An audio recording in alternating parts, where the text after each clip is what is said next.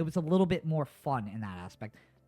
It was like, I don't know, it's like playing like Marvel Rivals or like Overwatch, right? Everybody had their role to play in the field of like of the game of war, right?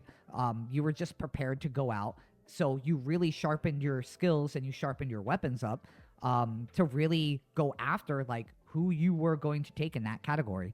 In a battle, you would have like your set power heads, right? And you would have like you would need your arsenal of people, your army of like your squad to be good in each category, right? And you need to be prepared because a lot of people just focused on a lot of just like one aspect of the dance, right?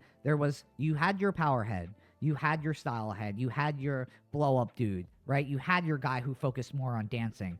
And when it came time for the battles, like you were always prepared to throw them people out. So you knew, for instance, I would say like we knew if we were going against a crew and we saw they were sending out a power head, we would look at Napalm and be like, all right, Napalm would already know. He'd be like, yeah, I got this dude. Like, so we had like the power head, and then like somebody came out and they were like doing blow ups, and we're like, all right, blow ups, we'll send somebody like Isaiah out, right? Because Isaiah has some ridiculous blow ups. And it also like gave character to people, right? Like we can say like the power heads were like the Zangiefs of like Street Fighter, right? These big dudes, like maybe they don't move slow, but like when they hit hard, right? But then you got like, you know, somebody who's a little bit more like technical, right? Or like somebody who's like more traditional style, which would be like a Ryu or something, right? And they don't need to hit hard, but they got a lot to them, right? They got a lot to work with.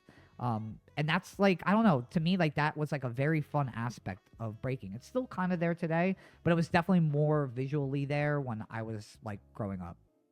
The crew aspect, I think, brings this whole other element to breaking that is missing from like a lot of jams today, where, and I'm not talking about 2-on-2 or a 3-on-3, I'm talking about like a crew battle, like you're like we'll say at least a 5-on-5, where like you can cover all these categories, right, of breaking.